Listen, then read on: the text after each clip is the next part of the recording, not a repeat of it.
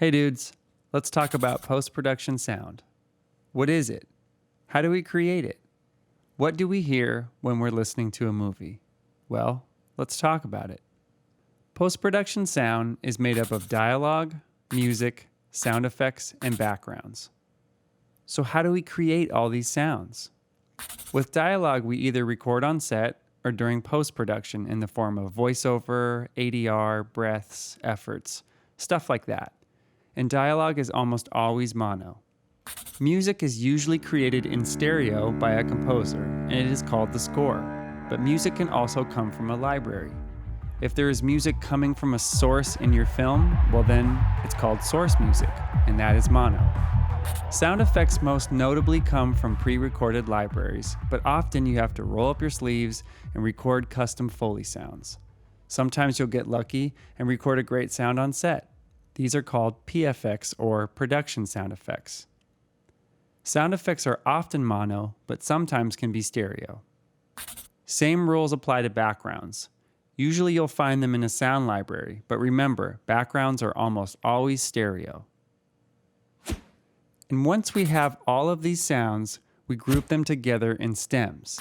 So we end up with a dialogue stem, a music stem, and an FX stem. So let's talk some more about the difference between mono and stereo. Mono is one track, recorded with one microphone. Stereo is two tracks, recorded with two microphones, and has a left and a right. So what sound goes where? Think of it like this. If a sound is being created in the environment of your film, like a door closing or footsteps, then that sound should be mono. We do this because our dialogue is also mono, and we want our sound effects to match and feel like they are coming from the same place. If a sound is creating the environment, like a bed of crickets or a desert wind, then that sound should be stereo. We do this in order to build the ambient sounds around our mono dialogue. So now that we know the difference between mono and stereo, let's talk about the difference between sound effects and backgrounds. The biggest thing to remember is a background can only be considered a background if it exists for the entire scene, whereas a sound effect only happens for a part of the scene. Sound effects are often mono, whereas backgrounds are almost always stereo. Sound effects can sweeten an existing sound. Sound effects can be realistic or impressionistic. And sound effects can happen on or off screen. Backgrounds, on the other hand, are usually off-screen ambient sounds. Backgrounds establish time and place and help keep a scene smooth and consistent. Think crickets at night and birds during the day. Often, Foley and library sounds are meant to be realistic. A glass bottle breaking, a car horn honking, a door closing, etc.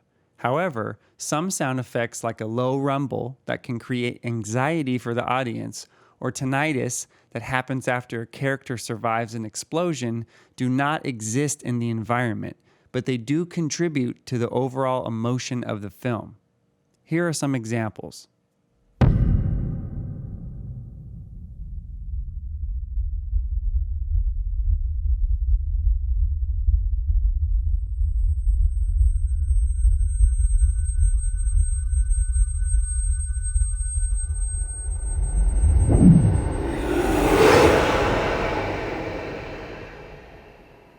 Okay, so let's put our knowledge to the test and take a little hike in this beautiful forest.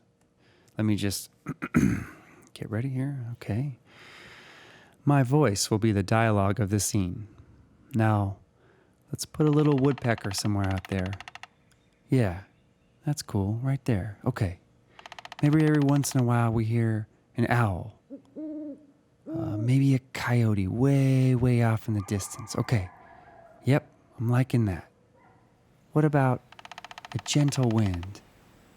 Let's get some birds chirping. And you know what? Maybe even some cicadas. And right off screen, we have a babbling brook. Maybe even some light water splashes from the lake. Maybe a duck just swam by. We'll have him quack every once in a while. And now all that's left is some outro music. And I think we're about done here. So that's basically post-production sound. Of course, we could get way more detailed, but I think this is a great overview. I hope you enjoyed yourself and had a little bit of fun. I look forward to seeing you on the next video, and until then, later dudes.